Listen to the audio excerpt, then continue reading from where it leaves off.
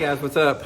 Welcome back here to today's edition of Advanced Bass Fishing from the very steamy 100-degree tackle room today. Man, it is so hot here and I got the doors open, so I'm sweating like a pig on this video here. But guys, we're gonna be talking about the number one lure that's the biggest waste of time for you to fish. It's like for the amount of bites and the amount of strikes you're gonna get on this bait, you might as well just not do it. You might as well not waste your time. And it's one of the most popular lures out there. So we're going to get into that in today's episode. Also, guys, for get started, just one quick reminder. Just want to invite everybody to please swing by and check out my Fish the Moment lake map breakdowns. You guys have probably heard me talking about them. Great resources, guys, to learn more about any lake you don't know a lot about or a lake you've never been to before. These are maps I built specifically myself for fishthemoment.com. And if you go to the site and get your map, if you have any questions on it, guys, just feel free to shoot me an email at my, a private message at my Facebook page, Randy Blaukat Professional Angler, and I can help you out with it. But I think you guys would really like to get them if you guys are looking for some good places to fish on your favorite lake there. Okay, guys, number one bait, this is not going to be a surprise, and I want to sort of explain why here, is a big glide bait. One of the things I heard about from the ICAST show this year, which is the big annual fishing, dealer and, manufacturer show down in Orlando, Florida, they were talking about how all the glide baits were sort of the talk of the show. And guys, glide baits, I'm telling you right now, they are designed to catch fishermen and not fish. That's the reality of the situation, because some of the glide bait technology they have now, these dang lures look just like a fish. I mean, the color patterns and the attention to detail on them, they look exactly like bluegills, threadfin shad, trout, whatever, and they look awesome in the water. And they're big. Most of these glide baits we're talking about are over 7 inches long.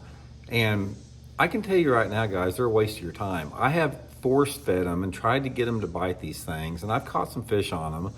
But for the amount of time that I have spent on a glide bait, not just myself, but a lot of anglers too, it ain't worth your time. It's not worth your time or your money to jack with it.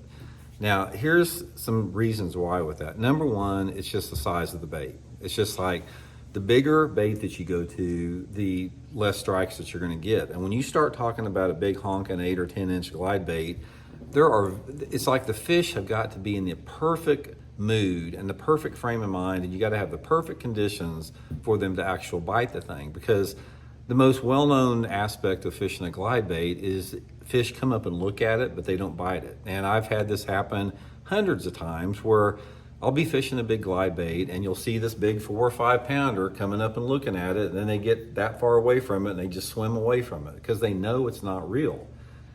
And this is what makes it so addictive to fishermen, and this is why glide baits continue to be really good sellers out there and people are paying hundreds of dollars for them, is they see these big fish chasing this bait and they think they're going to catch them, but you're not going to catch them. 99% of the time, you will never get one to bite the lure.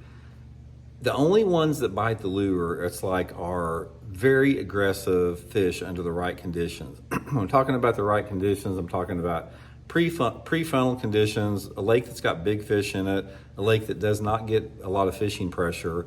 If you're on a public body of water that gets a lot of fishing pressure and your fishery is just an average fishery, you're not going to probably catch anything on a glide bait. The glide bait fishing in this country is primarily relegated to 2 states in the country, Texas and California. Texas and California is where the majority of the glide bait fishing takes place because you got bigger fish in those 2 lakes that feed on big prey, big trout and that type of stuff. So that all the stuff you hear about glide bait fishing usually comes from those 2 states, and people try to make it work around the country and it just doesn't work. Now, I'll tell you one thing about it though, is the glide bait itself is a really good idea and a really good design. And if you want to fish a glide bait and actually catch some fish, you got to downsize your glide bait size to a smaller size. This is the Megabass iSlide right here, 135B.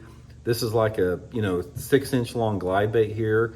And this will actually catch fish, because it's smaller. I'll link this in my Tackle Warehouse link in the description if you guys would like to check one out.